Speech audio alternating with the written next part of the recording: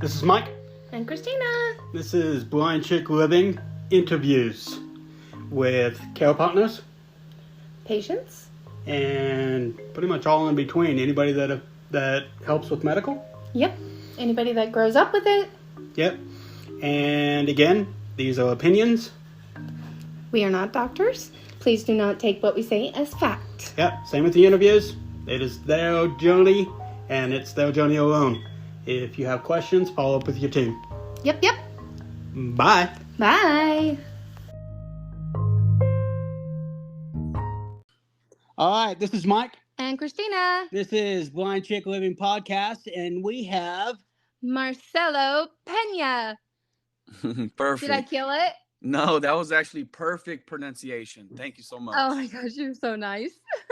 All right, Christina, go ahead and take this. Actually, okay, Marcelo, you're going to share your story with us, right? Absolutely. Yeah, so just start from the beginning of pretty much when you were a kid and you got diagnosed and all that stuff. Yeah. Yeah, there's so much to the story, so I'll try to sum it up for y'all, okay? You got plenty of time. Yeah, Dude. you got plenty of time. Yeah, so first of all, thank you so much for having me as a guest. I truly appreciate the invite. It's always just a blessing, and I'm truly grateful to be able to share my story anytime I get the chance. So thank you so much for this opportunity. Living on dialysis, we're in the building.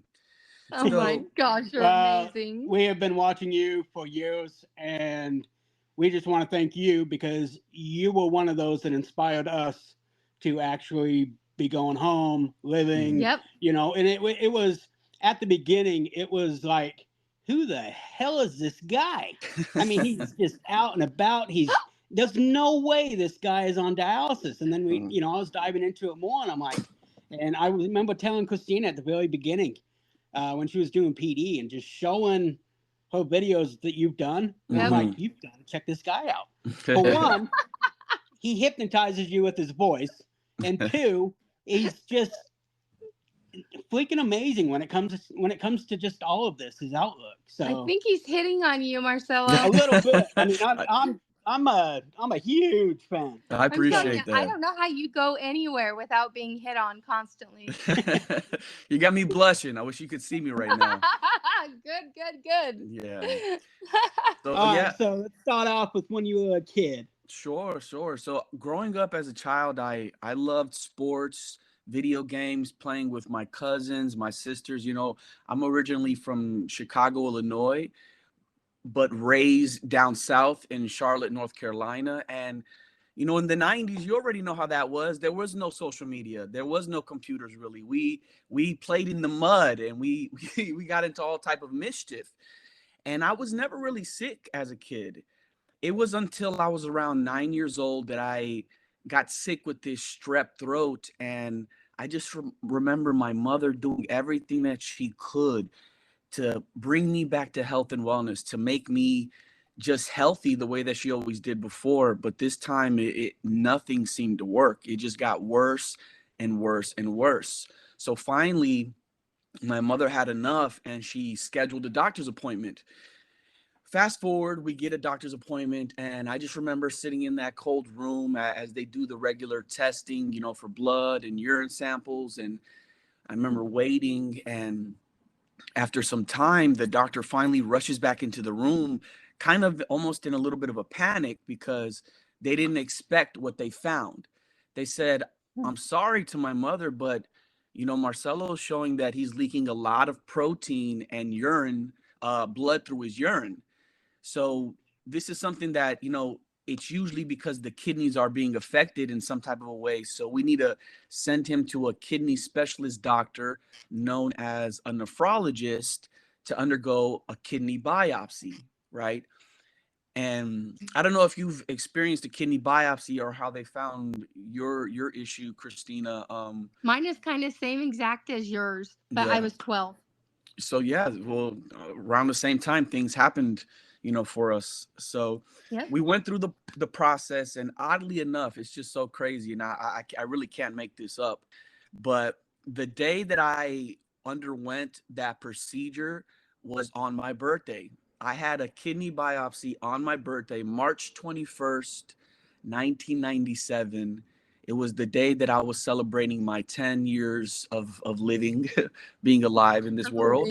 So your Right? birthday is March 21st. Yeah, March 21st. Mm-hmm. Christina's is March 22nd. That is insane. Aries. That's No. why I like you so And much. what year were you born? Yeah, 87.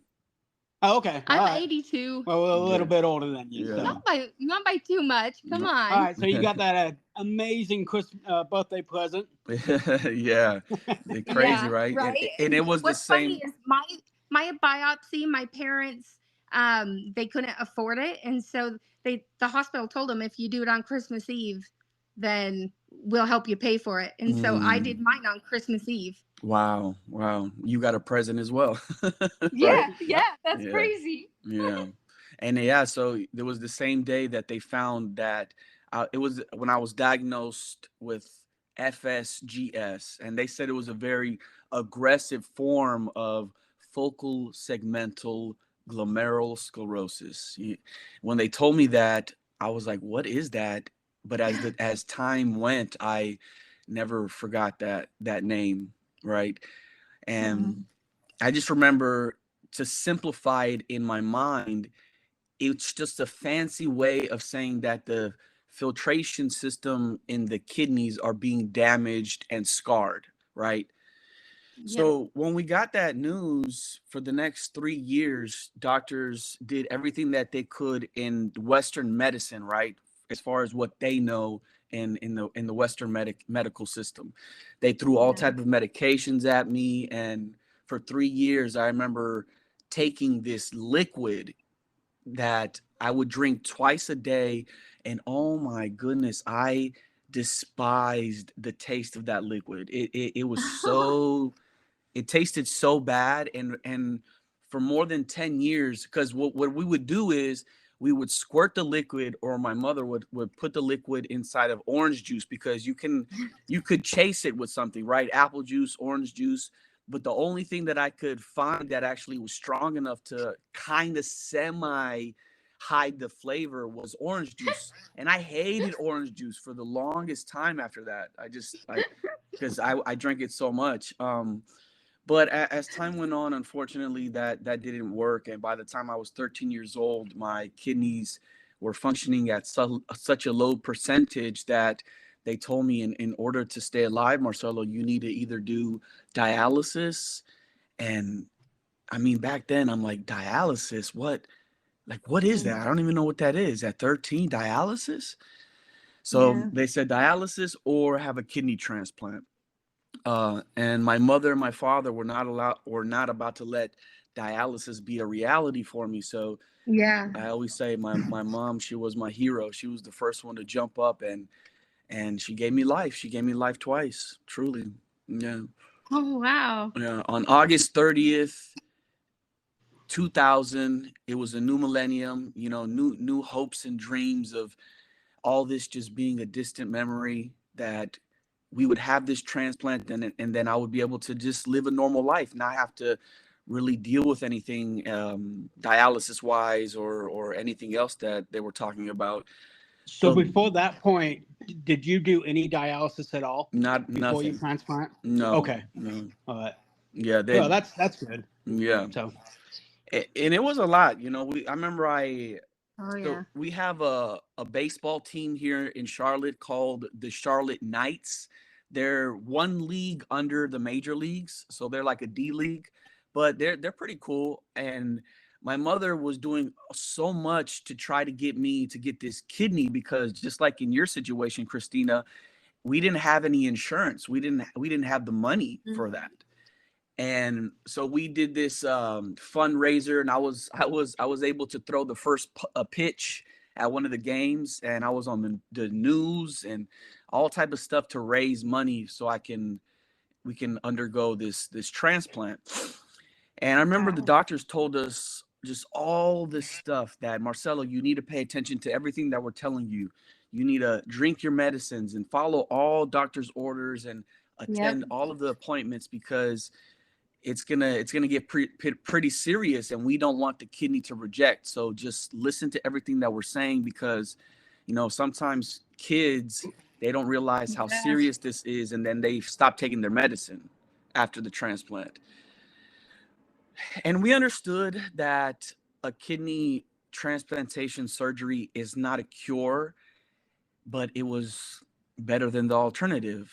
So Yeah. yeah, we went with the process over here at one of the most prestigious schools and universities in our nation, Duke University, here in, my hometown of North Carolina. And I just remember the night before, kind of nervous, but kind of excited, and just waiting for the morning to get the kidney and to go through everything. After it happened, I kind of came to maybe like the day after with IVs in my neck, in both arms, a catheter in my private. I was just like in shock, because just so much was on me and around me in tubes and everything. And I just remember the nurses telling me to breathe, just relax, everything's gonna be okay. And then probably like the fourth day, I was in the hospital for like 6 days. Around the fourth So day, were you in the same hospital as your mom, or was it a child's hospital? yeah, it was the same hospital as my mom. I don't know exactly Okay. where at in Duke, because Duke is a college and or university and a hospital, Okay. right? Wow, that's cool. So So how was your mom doing I during this remember time? my mother, she came to visit me in a wheelchair like on the third day, because she was recovering also, right? And Right. for they say that for the transplantee, or the person that's giving the kidney, the donor, it's more harder on them because they're actually getting a kidney or an organ removed from them. So my mother, yeah, she was in the hospital for just maybe like 3 days, and then she recovered a few more days in a hotel. Okay. Oh, Yeah. So it was rough, the recovery, and because I have pictures and images, if you would like, when you post this, I can give you a picture of what I looked like before, and I can give you a picture of what I looked like afterwards, and it was a drastic change. Like within about 2 weeks, I didn't even recognize myself. That's how much wow. I bloated up because of the prednisone and the Oh yeah. Yeah. immunosuppressive drugs. I didn't even look like myself anymore, and I remember looking in the mirror and I didn't even recognize who I was.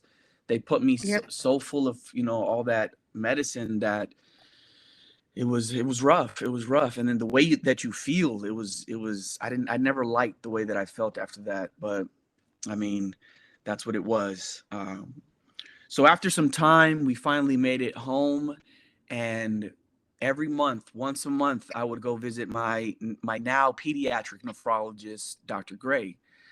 And a few months in, maybe like 4 months in post kidney transplantation surgery, I remember Dr. Gray comes into the room with her head down, and she delivers like some of the most devastating news, Michael. It Oh was no.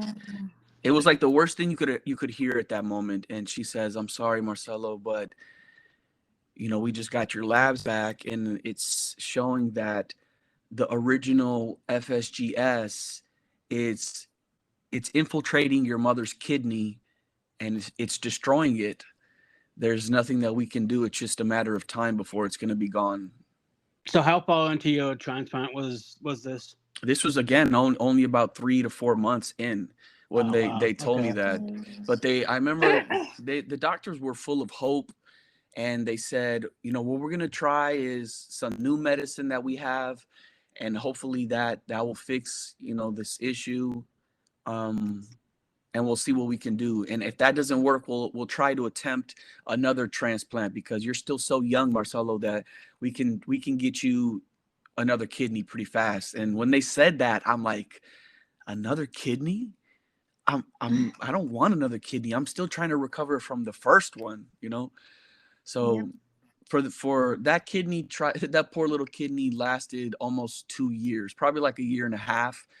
But Wow. by December 2002, around there, they said, yeah, there's nothing more that we can do. It's pretty much done.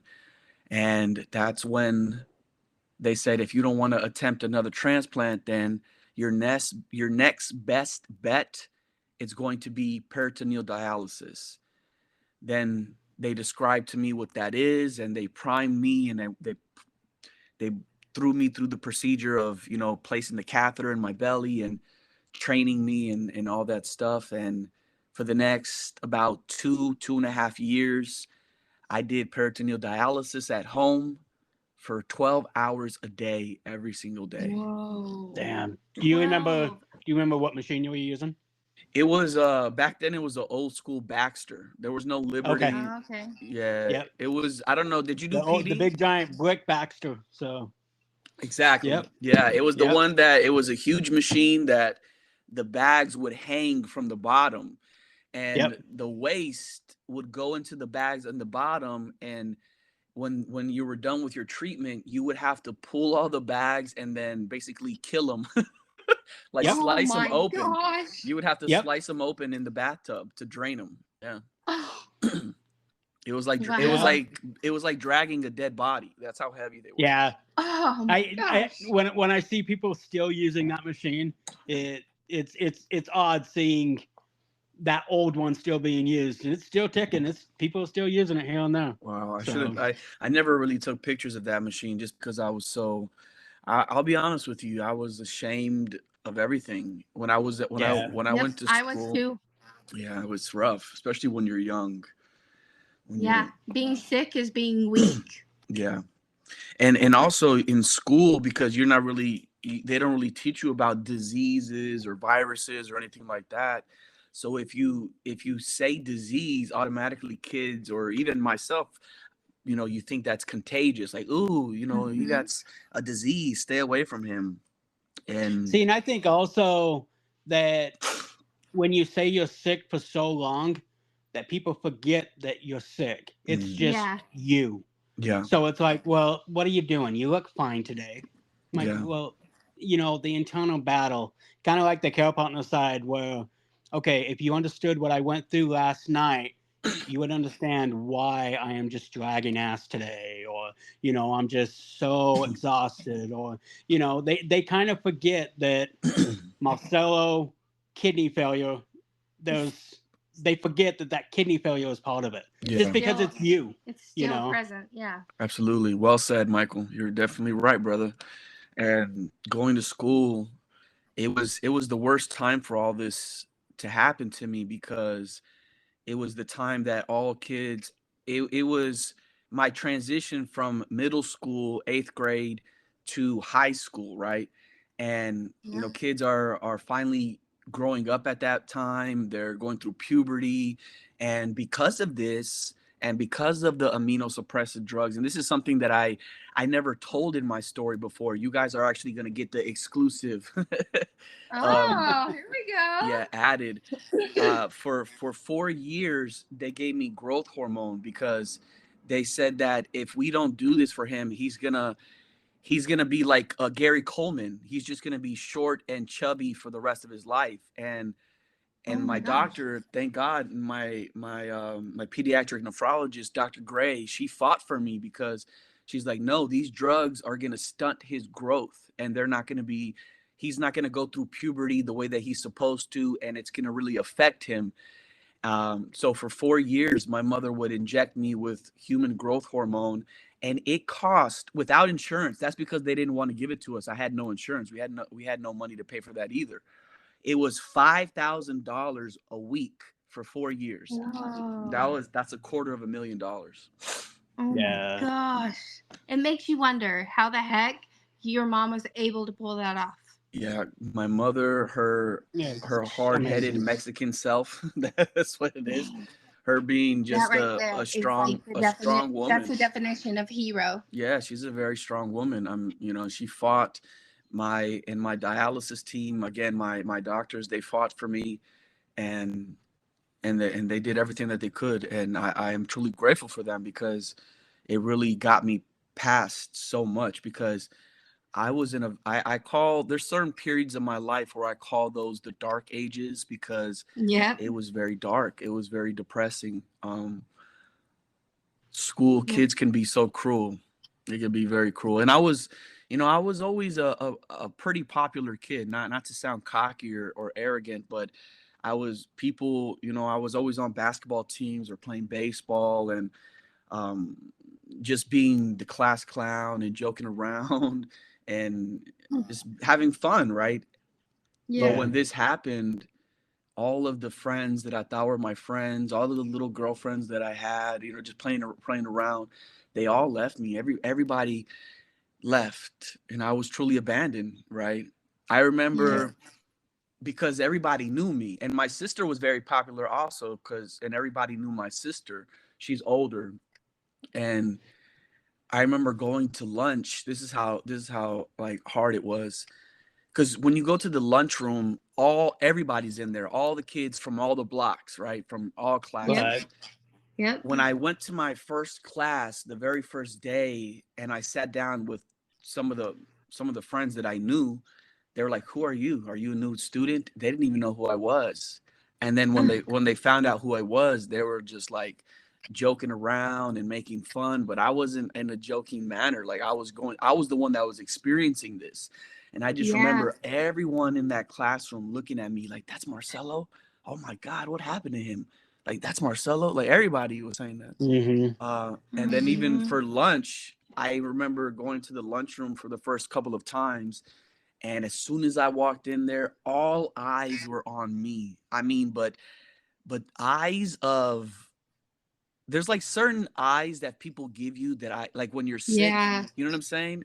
Like Yep. Oh yeah. that eye, Christine. I know you know that I look yeah, I people give sure you. do. And everybody in the lunchroom. I mean, even the teachers were like, "What happened?" And I hated that. I hated that so much that when I there was a time that I finally figured this little trick out where I would say I don't feel good, and then I would just get out of line and I would go hide, literally hide in the nurses room Mhm. in the office, where the principal is. There was like a nurse room. It was private and you could just be in there. Every time it was time to go to lunch, I would just say I don't feel good, just because I didn't want to deal with that. Yeah, Yeah. Oh for my for a gosh, I'm while. so sorry. Yeah, it was rough. It really was.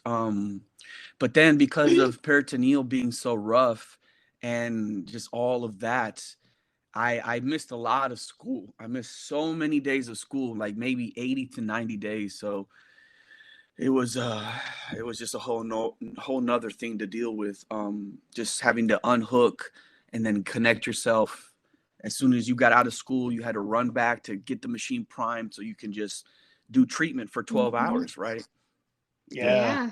Yeah. So Wow. because I was so young, I didn't really understand the gravity of the situation. And when you go through peritoneal dialysis, just like hemodialysis, you have to follow all the orders and everything, all of the protocol, because if you don't wash your hands the way that you're supposed to, or if you don't wear your mask, or whatever it is, the way that you're trained, you can get an infection. And that's exactly what happened to me. I didn't wash my hands one time the way that I was supposed to. I washed it for like 10 seconds and I was like, it's good enough. And because of that, I got peritonitis. Yeah. Oh no. And for people that don't know, Yeah. peritonitis is a very aggressive infection that it's extremely painful once you get it. And it just affects and it scars up your peritoneum wall inside of your gut. Ugh, Basically the dang. area where the solution of dialysis goes inside and it just sits there. That's how you clean your blood, oddly enough. It's pretty fascinating the way dialysis works once you really Mhm. learn about it. Once you get like what the steps are actually doing. Yeah, Yeah. exactly. So I got peritonitis just one too many times, and it scarred up my peritoneum wall just too much. And I just remember that my nephrologist at that time, now because of that, what that was happening, I remember they had to introduce me to another nephrologist because this man was the one that took care of people that dealt with in-center hemodialysis.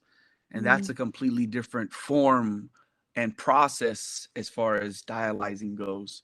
And I remember him till this day. And this is a doctor that in the beginning, he was okay. But then it turned into a negative relationship because I just felt like he promised me something and then he just forgot all about it. Right. So what I mean by that is, this is what he told me, and I'll never forget that. He said, Marcelo, this is what we're going to do because you're still so young. You're only 17 years old. What we're going to do is we're going to let your peritoneum wall rest a little bit. And we're going to just take you to in-center for a few months. Okay. We got to let your gut rest. We'll let you go to this DaVita for about 6-7 months. And then we'll see if that's enough time for your gut to rest, heal up a little bit. And then once that time is up, you'll go back home doing peritoneal dialysis. I said, okay, because once they started to tell me about in-center hemo, I didn't really know much about it, but it was scary from what they told me, right? Right. Yeah. And I was like, okay, because I didn't want to go. I didn't want to do that. I was like, no, I don't want to do that. But this was the promise. Go there for a few months, then we'll go back home. And I was And like, I take it they put a CVC in. They did. Yep. Okay. In my neck, yeah, or in my around my neck area. Because I don't know when the age limit is, but the person we just interviewed, we just learned that they don't give fistulas to kids, and I didn't even think about that. Yeah. And I don't even really know if that's like across the board, a protocol, and what age they think it's okay to start doing them. Yeah. But I didn't even realize that was a thing where kids just don't get them. And now that I think about it, when she said that, I was like, you know what? I've never seen a kid with a fistula, so that makes sense. But, yeah. So. Yeah, it's because the fistula, it enlarges the heart. It hurts the heart over time, right? Because it's always pumping so fast, the blood, and then when you're undergoing dialysis over time, it hurts the heart also, right? It's when people that are on, especially in center for so long, it has nothing to do with the kidneys. The reason why people pass away, it's always heart related. Yeah, it's true. Yeah. Yeah, usually it's always an underlining issue that takes them, which and it sucks because there's so many things that if it's not watched correctly, this can add on to it and this can add on to it. At our age, your age, we've seen all the scary stories and what can happen, and we learn things almost daily of, oh yeah, we should be doing that, and it's crazy how when you actually look at the big picture of how many people that actually don't pass away from kidney disease, it's actually something else that came from it. So yeah, exactly. And I mean, that's why I do everything that I do now, because I've learned so much, especially when it comes to holistic ways of taking care of ourselves. Because I know if you don't watch your diet, if you don't move your body and improve your lifestyle, it's not going to get easier down the road, right? Absolutely. Yeah. Yep. And especially if you have the availability to transition from in center to home, that's a great thing. But not to go into that too much. We could talk about that later a little bit if you like. Okay. Yeah. So you started doing in center. I did. How did that go? Yeah, and I'll tell you what that doctor, at the end, that why I dislike that doctor because of what he said, and then, then I might as well tell you now because I mean it makes sense. Okay. So as time went on, I would go to DaVita here in Charlotte 3 times a week, and I remember the first time that my mother, she was even the one that drove me to my first hemodialysis session. My mother, she's always been like an angel on my shoulder. I always say an angel that I bump heads with a lot, but nonetheless, an angel that I love very much. But we're waiting in the lobby, and I remember a tech comes out, and she says for me to, all right, Marcelo, come on, it's time for you to, get your treatment. And I remember getting up and to go onto the dialysis floor, and I I hand gesture for my mother to come with me. And the tech tells me, no, I'm sorry, Marcelo, but she's not able to come with you this time. And I'm like, she's not? She's like, no, she can't come on the floor, but it's okay. We'll take care of you. She'll be here when you're done. Now, come on, let's go get your dry weight. And I'm like, what the hell is a dry weight? What does that even mean? I don't, you learn a lot of lingo of dialysis as you go on. But as soon as I stepped onto that dialysis floor, I'll never forget it. All of my senses were hit all at once because I saw more than 20 people just connected to a machine dialyzing, and it was so noisy.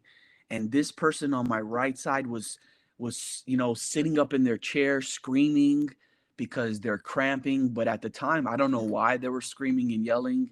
And then I saw another person like hunched over throwing up, and I'm just like, what is this? And then I think it's surreal too, seeing all of that blood from one person and then the next person, because it's kind of like, even with Christina's mom, like the first time we did home dialysis, she watched the blood come out. She's like, oh my gosh, what's happening? Yeah. I'm like, well, it goes right back in, but it's a shocker when you first see that stuff. And it's not that much blood, but it looks like a lot. Yeah. So. Oh yeah. And especially when it was my very first encounter of seeing or being on a dialysis floor. I've never seen one before. I didn't know anything about this dialysis. All I really knew was that I had a catheter that had two little tubes coming out of my chest, one blue and one red, and that the blood was going to go out one of them and get cleaned in through a machine, and it was going to come back in. That's all I knew. And I remember walking to my chair as alarms are going off, and I could smell just the plastic and alcohol, just everything. All I could think of that time was, is this going to hurt? Like, is this going to hurt? I just don't want to feel any more pain. Right. And yeah, I remember now, now that I think about it, I feel like I jinxed myself at that moment, because the amount of pain that awaited me in the next few years, it was just like, wow, how much can a person take? Like, truly, how much can somebody take? And that was, well, before I say this, so that was my life for the next 5-6 months, 3 times a week for about 3 hours. I would get connected to this machine, and my blood would leave my body, dialyze, and then it would come back in. So it was the life out of you. Yeah. Oh yeah. And I would feel drained, but not as much as I felt as time went on. But I remember one time the same doctor that told me, all right, Marcelo, you're going to do this for a few months, and then we're going to see about you getting back home.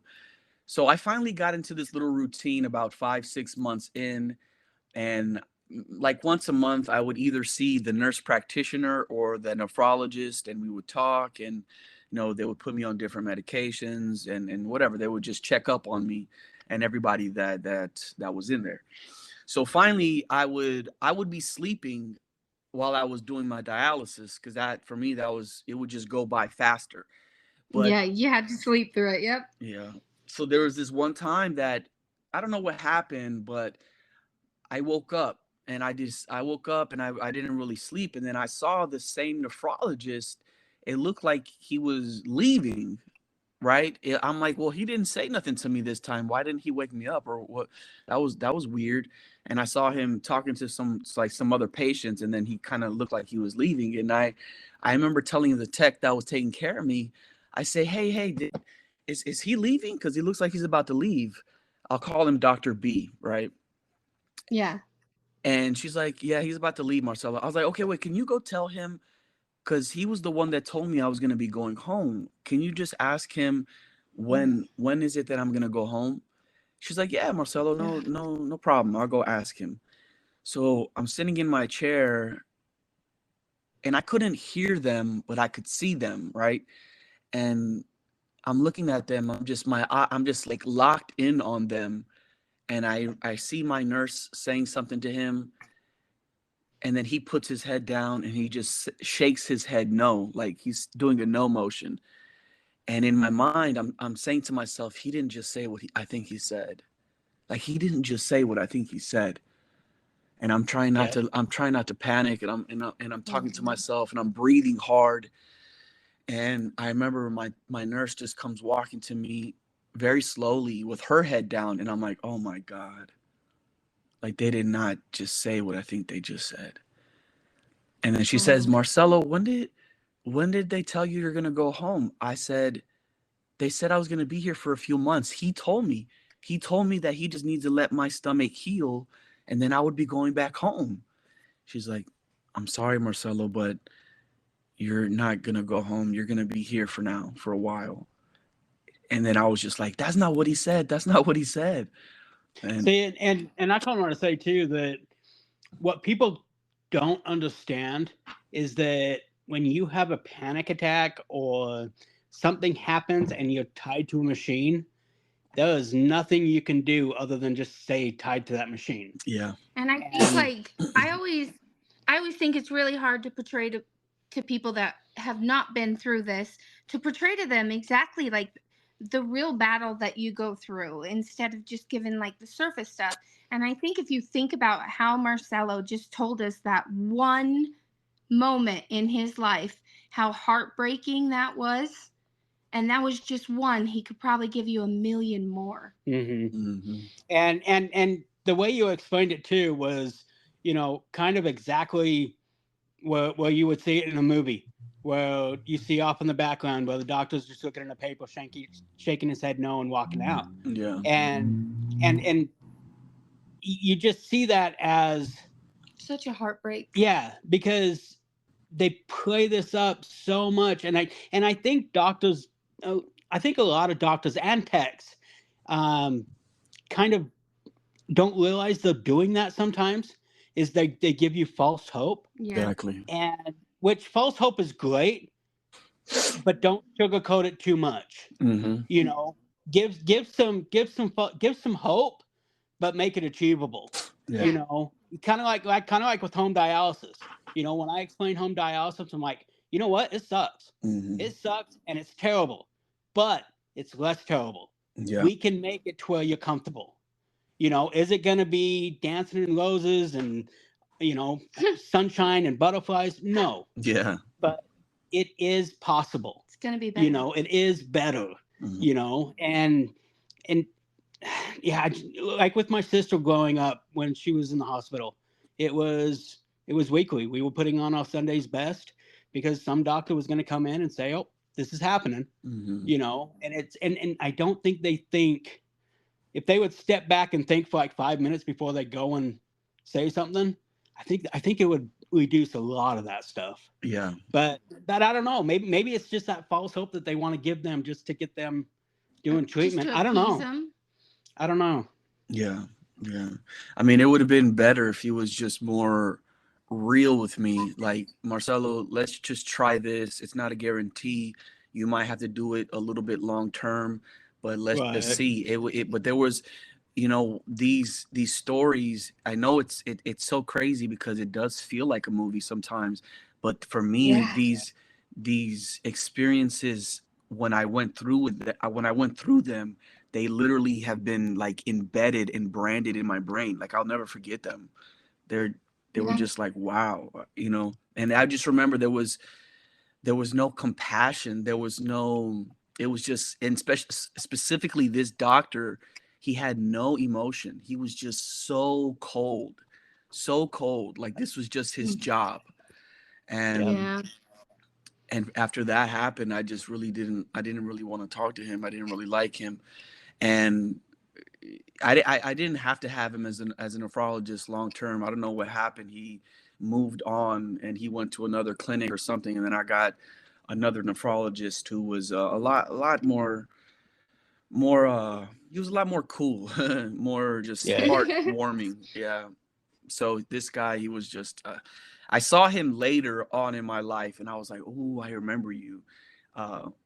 And he was just the same. He was just the same. He looked a lot worse. He never really looked healthy. And I'm not trying to be mean. He just always looked like he didn't get enough sun, to be honest. But Yeah. I think a lot of doctors look that way. yes, a lot. Like they just are like locked in a room 24/7, like learning. Exactly, right? Yeah. Yeah. So that was him. And for the next 10 plus years, that was my life. That was my reality. I would go to a clinic, a DaVita, 3 times a week.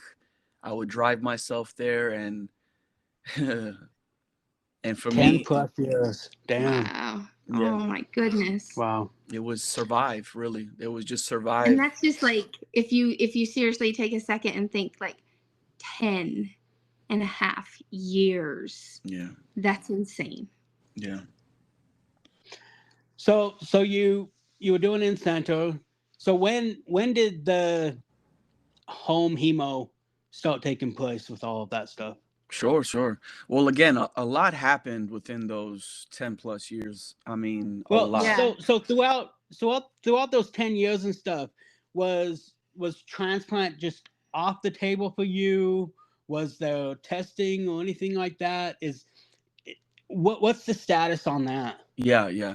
So there was a few different times that I had so let me see. After that happened, it was a very strange thing because I was on medications for anxiety, for pain, for a lot of things going on, right? And they told me that I had a very aggressive form of the FSGS, so I'm not eligible for another transplant because they've always said that it's just going to happen again, Marcelo. It's just going to happen again, right?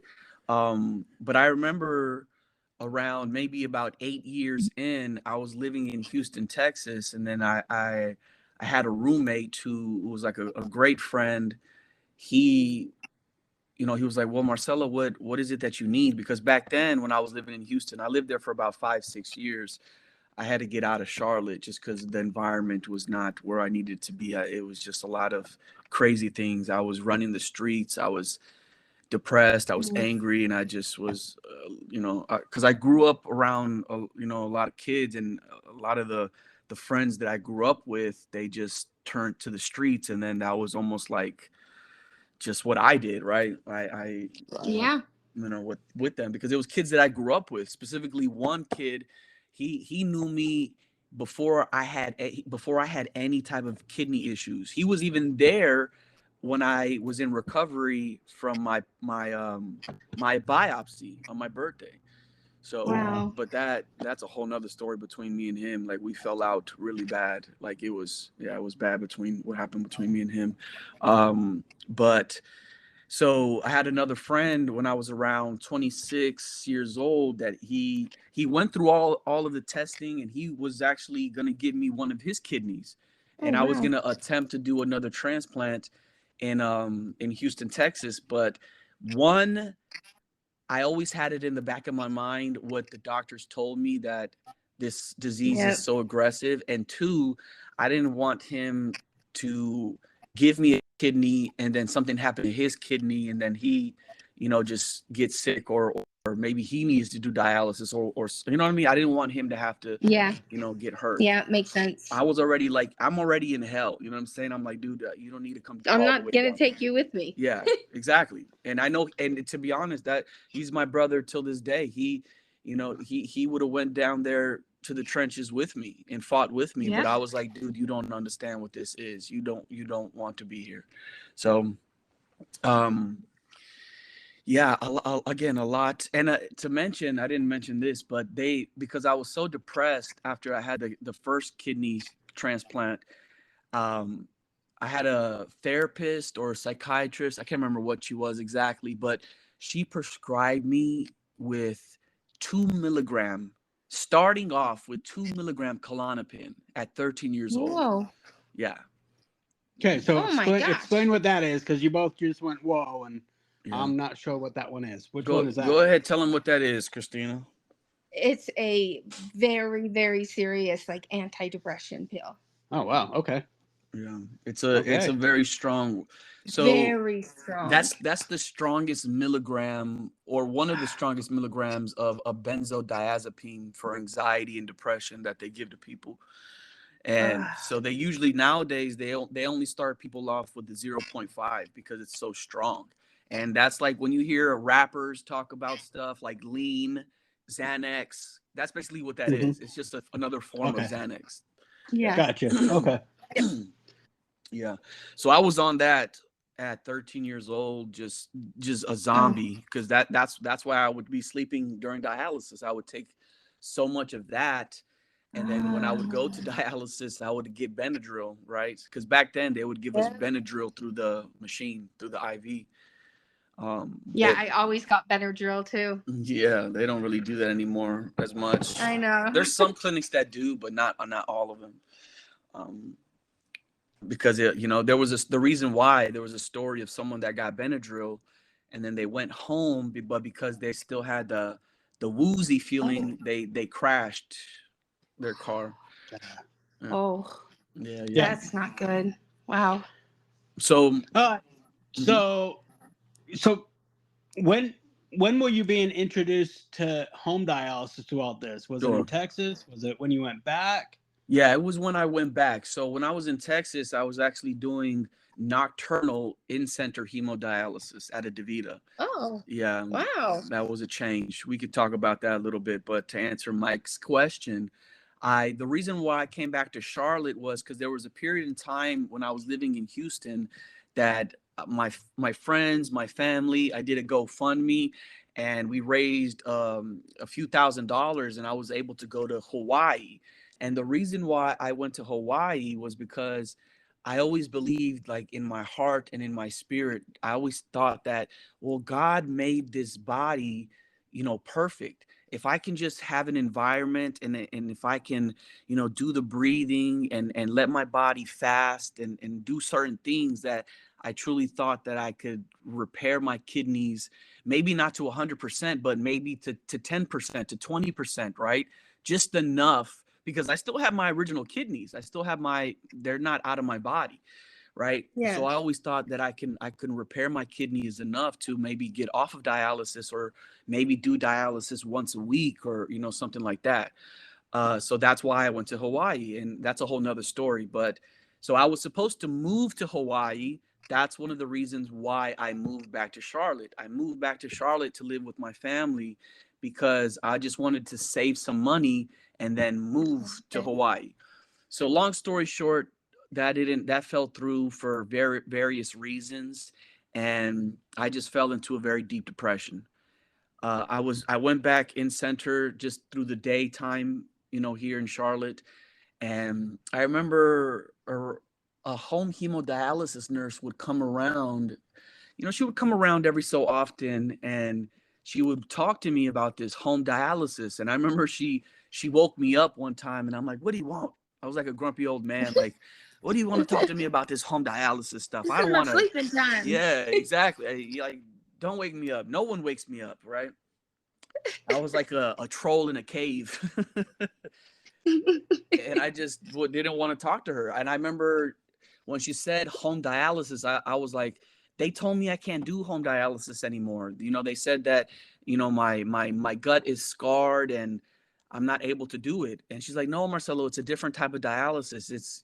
And I was like, well, I don't want to turn my house into a clinic. I don't want all the supplies, because my mind kept going to peritoneal. And the difference was that it was a nurse talking to me about home dialysis, right?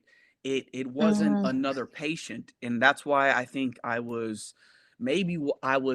wasn't ready to hear it, right? I was so Yep. angry, and I was so sad, and I was so depressed because of how I felt, that I just didn't want nothing to do with it, right? And back then, there was really no booklets, there was no little videos, there was nothing. I didn't even understand that there was a new machine. When she said, no, it's going to be home hemodialysis, in my mind, I was thinking that I was going to go home with the big machines that they have in center. Yeah. Yep, of course. you're thinking that there's going to be a big giant water tower needed, a big giant machine that you're Yep. next to. Yeah. Because and it's the same thing we hear currently from patients now. Oh, I can't do this. You know, I don't have the room. Yeah. I'm like, so I get it. I mean, we hear those all day long. So yeah. Yeah, and she didn't clear it up for me, right? She didn't, or maybe I didn't hear it or I didn't understand, but I even remember saying, I don't want to turn my house into a clinic. I don't want to have all this stuff.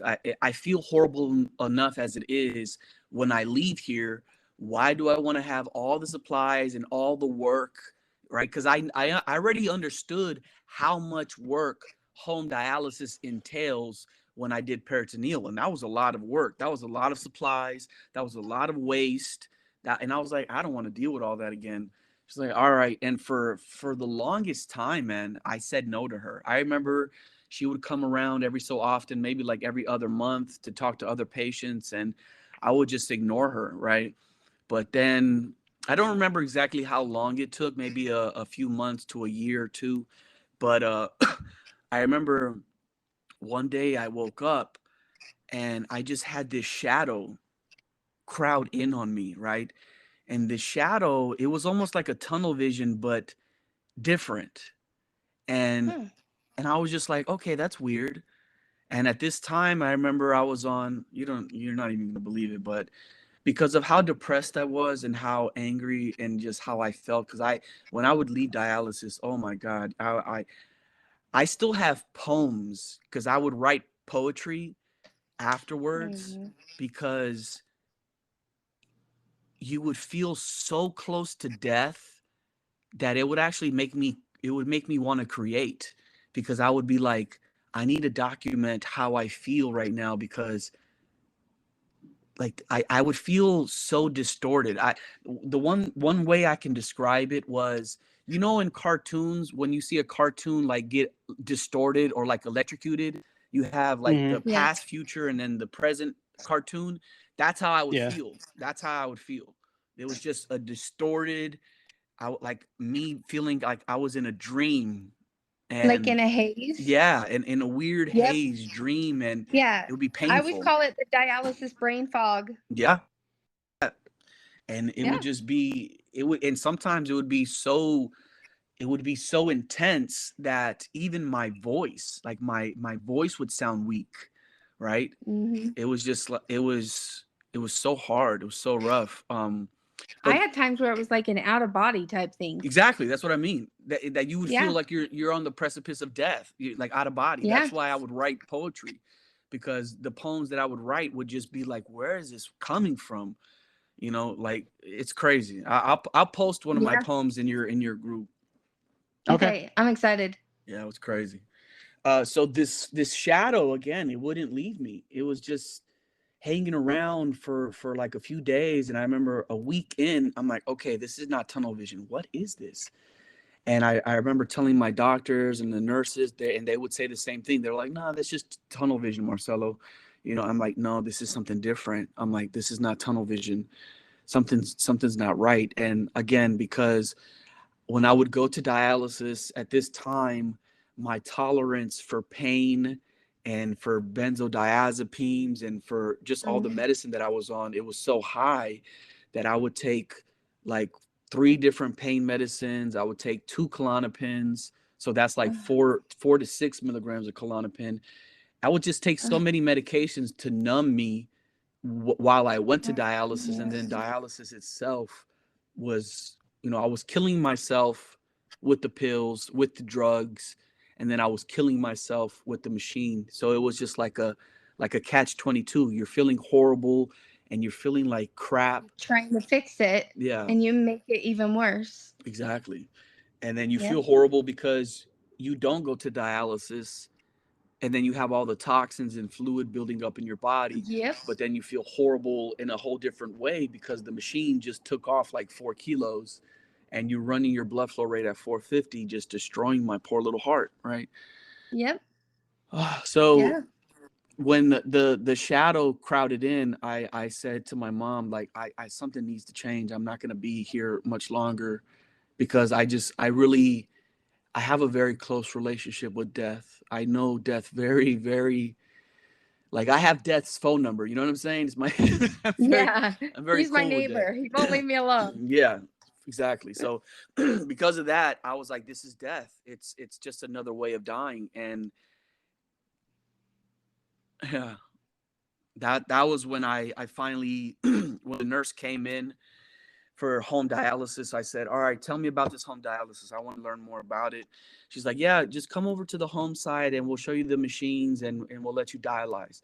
I was like, okay, still not thinking nothing of it. A few weeks later, I go to the home hemodialysis clinic. It was at a DaVita, but at another side of town. And I remember walking into the home side and I'm like, it's very quiet over here. Like there's no machines, alarming. You really don't hear much. And they take me into my own private room. And I'm like, what is this machine? I see the next stage cycler for the very first time sitting on the pure flow. And I'm like, what is this? And they say, this is the home hemodialysis machine, Marcelo. This is what you're going to be using. I'm like, this is the machine? They're like, yes. I was like, well, what? No one told me about this. I thought I was going to go home with the big machine. No, no, no. This is the new machine that we've been working with, and we're excited for you to try it out to see how you feel. Okay.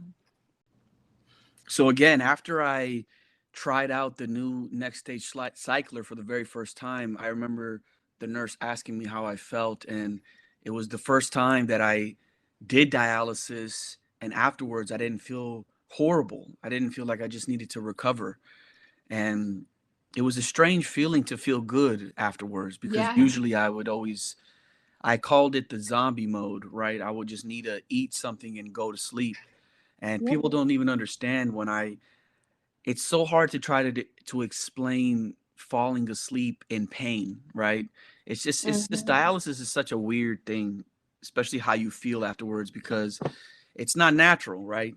And Yep. don't get me wrong, I'm blessed and I'm grateful to still be To have alive. this option, right? Yeah, absolutely, absolutely. But that doesn't make it easy. Mm-hmm. All right. So were you doing home hemo by this time, or were you still just training, or just kind of giving it a try and stuff? Yeah, so training was up and down for me just because I was dealing with a lot of gut issues. I was in and out the hospital for just so many things. I mean, like I said, in between my life, because once you get diagnosed with kidney failure and you're undergoing dialysis, it's not just you go to treatment. There's a lot of other things that start to go down, right? And that's why I try to tell people to watch their diet and to take care of themselves, because it's not just dialysis that's going to happen. Like your blood pressure, right? Your parathyroid, your gut, your stomach, diverticulitis, colitis, just all of that happened to me. Yeah, you're So so right. yeah, I was in and out for a while. But after I finally got through with training, because there was a period in there where I just kept going to the hospital while I was trying to complete training. And then they were trying to figure out, well, what's going on? Is he allergic to the solution? And that kind of scared me, because I didn't want that to be a reality, because for some people it is. Yeah. Yeah. They're allergic to the home hemodialysis solution. So they're not able to do that. And, you know, thank God that's not what was going on in my case. It was something else. So after I finally completed training and I was able to go home, I haven't looked back ever since, right? And that's been about 7-8 years now. Wow, that's amazing. Yeah, changed. It That's truly amazing. changed. See, when I went in for training for home hemo, I remember like when I started PD, I felt so much better from in center, and I didn't expect there to be a difference going home on hemo. And so it's like you said, I did that first week of 5 days, 2 hours each day, and I felt like $1,000,000. Yeah. It was shocking how different I felt. Yeah, that's awesome. And how long did you do in center for, Christina? 5 years. Yeah, that's a long time. I always, when I talk to people, and I asked them how they feel after treatment. It's funny because and this kind of happened to me also. Maybe it happened to you. Let me see. So when I talk to people that have been on dialysis in center for a few months or maybe 1 to 2 years, a lot of times they say, I feel good. I feel good. I can still Yeah. go about my day. And I'm like, that's interesting because that's usually what it is. But once you hit that 2 to 3 year mark, that's Oh almost like yeah. when your body becomes like used to it. You, in the It's like your beginning, tank is so close to empty. yeah, yeah. And your body doesn't really understand what's going on at first. That's why you don't feel so drained yet. But I tell everyone by the time you get to year 3, year 4, in most cases, you're going to Yeah. really start to feel more the wear and tear of what this is doing to you. And that's really one of the reasons Which why is I try to tell people to go home. which I always thought was really interesting because I was one of the young ones at the center, and like it was that hard on me, and I had this young, more healthy body, and Hmm. I always thought, what are these elderly people going through? Because this is really hard on me. Yeah, exactly. Exactly. And I think, sometimes people, they feel so horrible always that they don't even know what it's like to feel good anymore.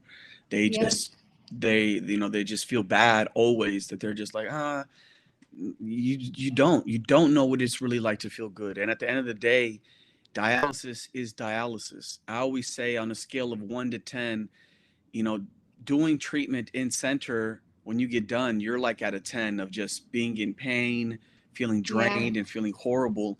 But when you go home and you do home hemodialysis, that pain scale or that dialysis scale, Yep. it drops all the way down to about maybe like a 3 or 4, right?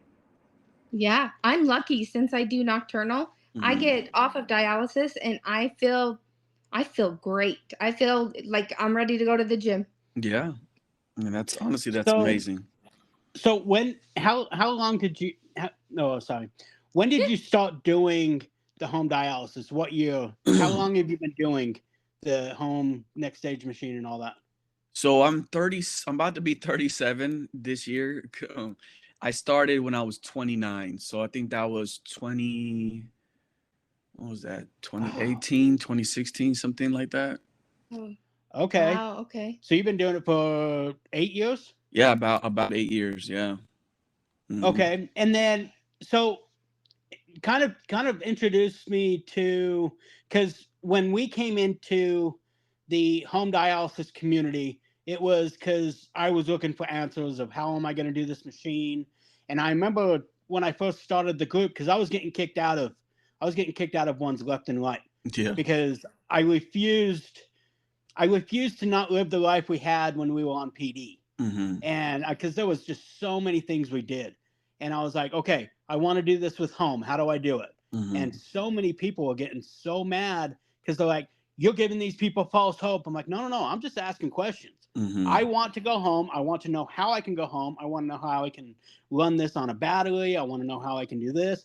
And that's when my my path crossed with yours of seeing your YouTube videos and all of that stuff. When did you start doing all of that? The YouTube videos. I mean, I've always been creating. I've always been putting myself out there um since like 2010, to be honest. And Okay. yeah, but my YouTube channel, I think I did that in 2019, Okay. 2018, somewhere around there. Just because I was like, you know what, people, if I can help anyone with questions or with anything to not have to go through what I went through, then that's what is needed. Because I just always felt like everything that I went through was for a reason. In the beginning, don't get me Yep. wrong, I wasn't always so positive. I was kind of angry and always just thinking this of all this that was going on. Like, what did I do in a past life? what Yeah. what's Yeah. Right. what Yeah. Oh my gosh. When you kind of look at different religions of, the after, when you come back and this is the life you have, it's like, oh my God, what did I do? Yeah. You know? exactly. And yeah. But My so parents my parents used to say all the time growing up, I have 8 siblings. Wow. And so they would say that I volunteered to take everything because Yeah. I knew all my siblings were going to be weak. Yep. Yeah, right. So I Exactly. remember telling Christina about some of the videos you were doing and showing her some of the stuff that you were doing. And I kind of told her that that's when I wanted to start the group, because I'm like, this guy has it, and I want to show people that we can keep doing this too. Mm-hmm. And I mean, you were a huge inspiration to starting the group, starting the page, starting everything. Because and the way I can compare it to is how when you post, and it's the same thing with when I post. It's like, who the hell is this guy? You know, and you get it all the time, because they're like, you'll post something, and same with me. I'll post something and people will just be like, you can't say that. I'm like, what do you mean I can't say it? We're doing it right now. Yeah. You know, or and I think that's why, like, I was excited to have you on the show no matter what. But I was excited to have you kind of explain from your point of view that you're not trying to come up with a cure for kidney disease, you know, that this worked for you Mm-hmm. and how you were able to make your life healthier. Mm-hmm. Exactly. So explain that, because me and Mike talk about it all the time, and we're like, oh, if they knew Marcelo, they would know what you mean, you know? Of course, they wouldn't be so mean. But then a lot of times Yes. I don't take it personal no more, because I understand that, you know, people, they're living their reality, and they have a different mindset, right? Yep. And I understand. I'm not a doctor, I'm not a nephrologist, I'm not a pediatric, I'm not nothing, right? As far as in the Western medical, I think you're totally wrong there. yeah, I always tell people, I might not be a nephrologist, but I'm a street nephrologist, right? Okay. that's right. Oh my gosh, I always tell people I'm a professional patient. There you go. Yeah. Yeah. And the stuff that I learned is because, to be honest, I have been to the bottom of the bottom, right? I have Yep. experienced so much. And a lot of the stuff that I talk about when it comes to fasting, diet, and lifestyle, it's things that I had to figure out for more than 20 years of me trial and error, just me working on myself, because I was like, I always thought, after I came back from Hawaii, that was 2000 and 2007. Goodness, time passes so fast. I think it was. No, wait, Yeah. 2000. No, I'm sorry. 2014. That's what that was. 2014.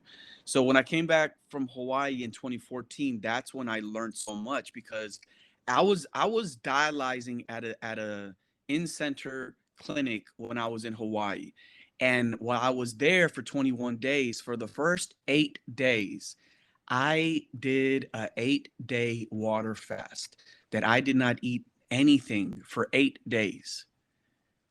Okay. All I did was drink distilled water, a certain type of a water, and those 8 days is and just doing that, flushing out my system and cleaning out my gut. I mean, what I learned and what I felt, it was like the veil was just pulled back, and I was like, whoa, this is so crazy. It was so intense. And something that I don't really put it out there, but what I documented was, even my kidney function got better, because I'm always looking at my blood work. I'm always looking at my labs. My BUN, my creatinine, it reversed. It got better. And I'm like, well, this is crazy. This is interesting. I was even starting to feel better. So simple things like, and this is something that we don't even think about, that it's so crazy, because in today's world, it's almost like the social media and the system, it's taking us away from what you want to call God. It's connecting us to their database. It's connecting us to their mainframe. What I mean by that is, you see now that a lot of the kids are starting to wear like this goggles, right? Or the Oculus. And Mhm. you know, so Yep. they're putting these goggles on, or they're always on their phones or their laptops, and they're always have shoes on, right? Before, when we used to live natural, our feet were always touching the ground.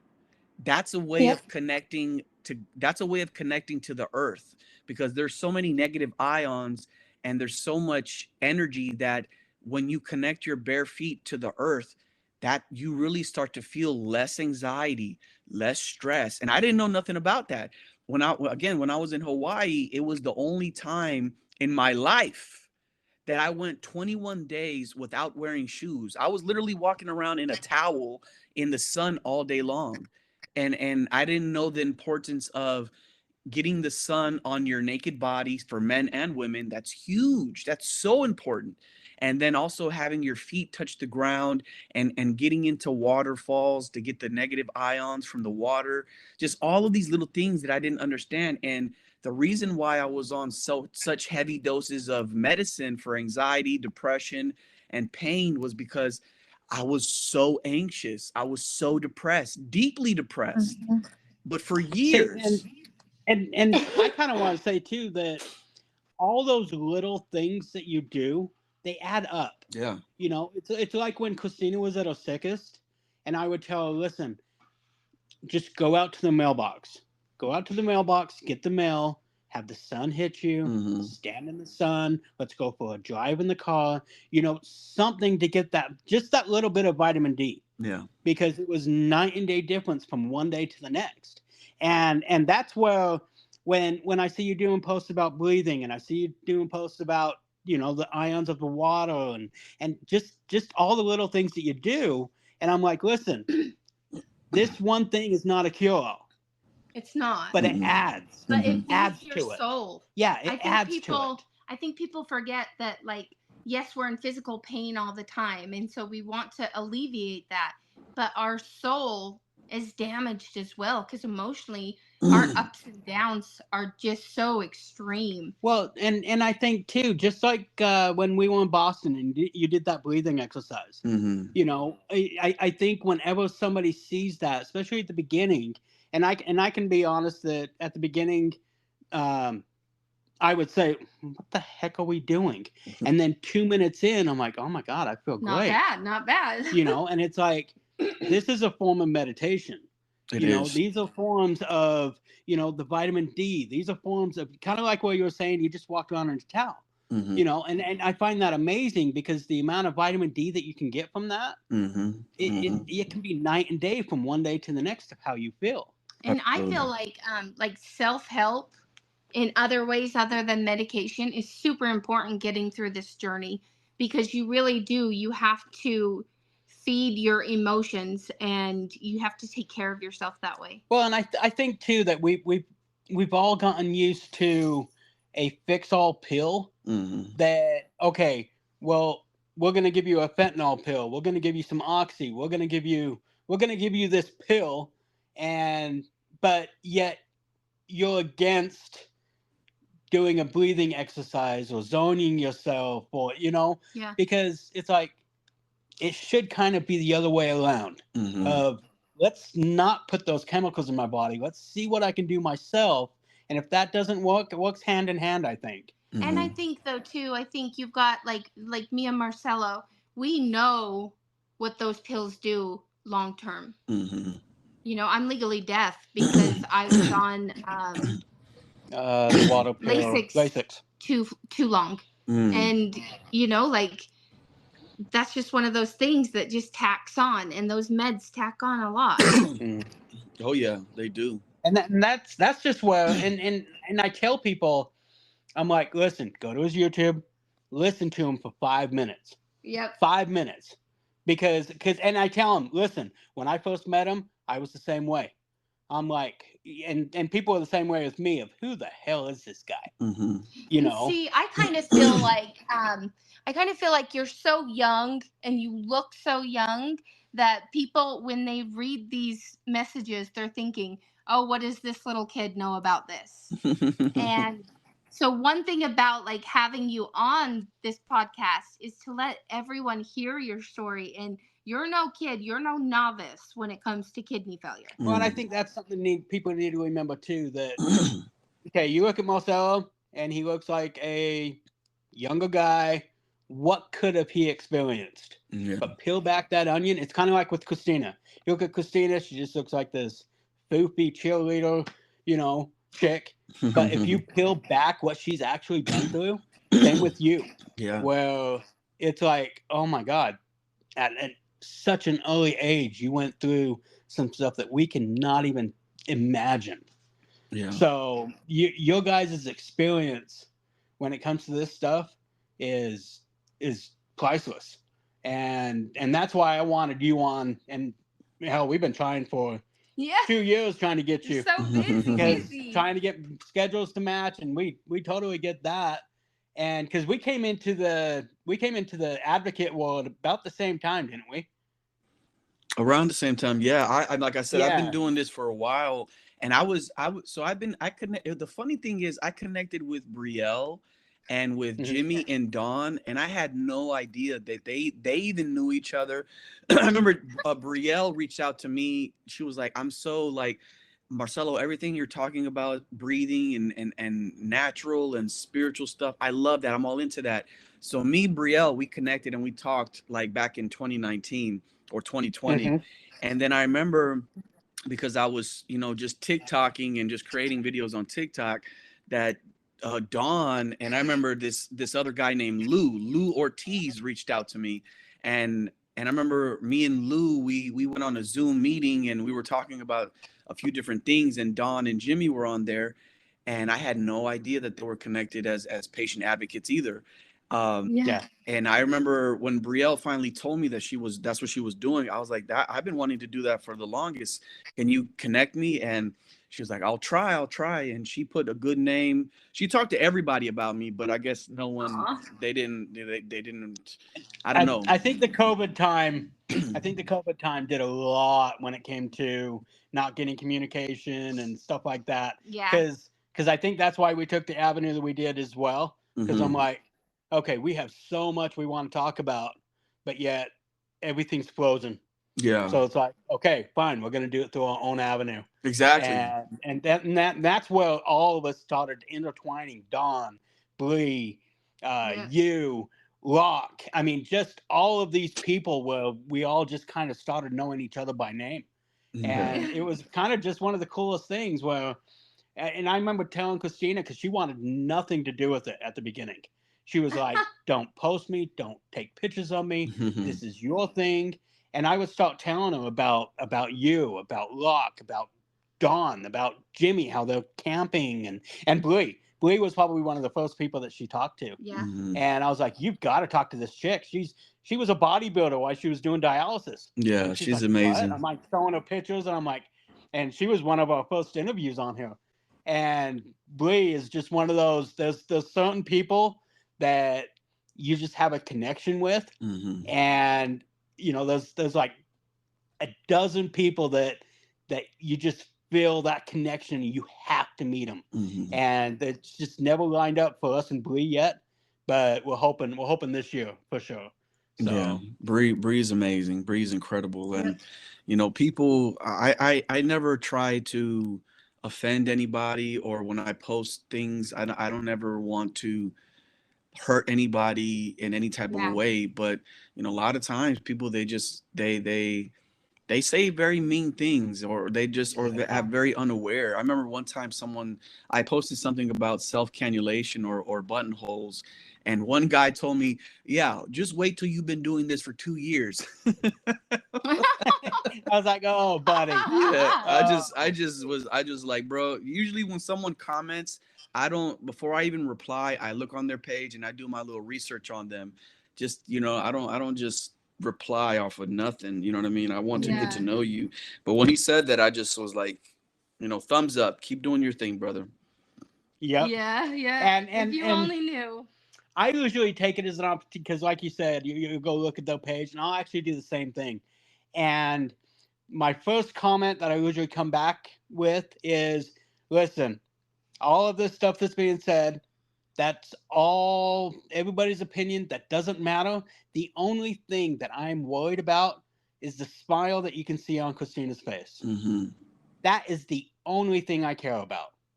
And it's kind of like how we go is, don't tell me I can't, show me how I can, because we're going to do it.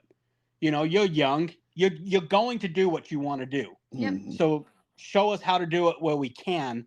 Don't tell me I can't, because we both know what's going to happen on that, especially people novice and been on dialysis forever. You know, one thing I learned, especially coming to the dialysis community, is that everybody knows how to tweak their numbers for labs, tweak their, you know, and it's living day-to-day life. And that isn't a prescription. That is just living day-to-day. And if you don't let them do that, you've got to find an outlet of how to do that. So I'm rambling on, I guess, but you know, it's that same thing where you have somebody that's so angry that you are camping or that you are saying what you're saying, and I'll dig into their page a little bit and I'll ask them, and usually I'll end up messaging them and I'm like, dude, you're mad. Yeah. Let's look at your recipe. Let's look at your dialysis. Let's see if we can tweak that a little bit, because I promise you, just by changing a few things, you will feel better. Yeah. You know, and usually about a year later, I'll get a message back from them going, I had no idea. I'm sorry. I was mad at the time. I'm like, hey, dude, you're totally good. You're allowed to be mad. Yep. And just take that time that you learned from what you did to show someone else. Because I guarantee you, somebody that was going through what you were a year ago, they're going through it right now. Yep. Yeah. And they're just so angry. They're just so mad. You know, it's like that patient that will not talk to you. No, I don't want to hear about home. You know, and it's like, okay, all right. Well, I'm just going to talk over here. And it's just planting that seed of, well, you can do what? So, but we've gone on and on pretty much forever, and we could. You're amazing, Marcelo. So much longer, but I just wanted to tell you, thank you so much for sharing your story, and it is absolutely amazing just hearing all the details from you, and just if there's any piece of advice that I can tell people is check this guy out. Go check his YouTube. Go check him on the page. I mean, it is just amazing. And we kind of like to wrap things up and just give one little piece of advice of how are you out there living on dialysis? What's one thing that if you had to give someone just a couple sentence comment of how you're living, what would it be? First of all, I love that so much, and I can honestly see this podcast going very far. So keep doing what you're doing. Honestly, it's a light. It's a light in the tunnel, definitely. And what I tell people is, first, join Living on Dialysis Facebook support group, because there are so many amazing people in that group that you can learn so much from, and just know that you have more power to change your situation than you know. But the reality is that you're going to have to take responsibility and accountability for your life, for your health, and be the captain of your own ship. Don't think that your doctors are going to save you, because at the end of the day, no one's coming to save you. So you have to be the captain, be the one that's ahead of it all, ask questions, and listen to your body. Take the time to learn it. Yeah, listen to your body. And something that Christina said that I really love so much was, you know, a lot of our spirits are really just destroyed because of what we go through. And a lot of dialysis, it's not just the physical aspect, it's the spiritual and the emotional side. So, you know, take your time, learn, ask questions, and we're always here. We're always here to help you and on your journey. So truly take care of yourself. And if you want to follow me, because I'm working on so much more content to put out there on my YouTube channel, just so many things that we're coming out with, you can follow me on social media at Cello Effect on Instagram, TikTok, and YouTube. So that's CELO, A as in Apple, F as in Frank, FECT. And if you want to reach out to me, you can reach out at Cello Effect Health. Again, that's Cello Effect Health at gmail.com. I'm always here to help anybody. And also, Also, to all you single ladies, Marcelo's single still, right? Right? Or Yeah. are you snatched up again? No. I'm still, like I said, I got out of a relationship about a year and a half ago, and you know, that was one that was a hard breakup for me. That was the only breakup in my life that was really hard. So I really have to just let my little heart heal from that, and who Yeah. knows, maybe in the future there might be someone out there, but right now, I honestly, I'm here to help as many people as I can, and working on myself, and yeah, we just need to help awesome. people, truly. Well, I sit and I just fall in love with your boys, so I'm just sitting here going, "Oh my God, this is awesome." You and Rock, I tell I know. you. I sit and listen to some of you guys, and I'm just sitting there with my hands in It's my so soothing. my fists sitting on my chin, just oh my gosh. Yeah. So I'm like, oh, I think I'm in love with them. Yeah. I tell people that, you know, Rock, he can read me to sleep. He could read yeah. a bedtime Oh, yeah. story. I'll fall asleep with I Rock. tell him he needs to create some bedtime stories, because I'll be out like a light. Yeah. So, all right. So this was Mike.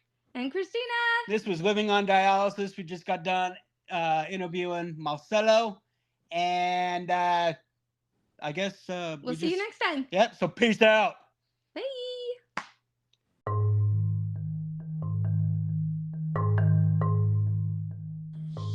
Hey, this was Blind Chick Living Podcast. And if you liked what you heard, hit that follow button and like it and share it. The more people that know about kidney disease and dialysis, the better. And if you have any questions that you want answered, or you have a comment about a transplant or your medical journey, in the About section, there's a voicemail link. Go ahead and click on that. Send us your question. We'll answer it on the next podcast.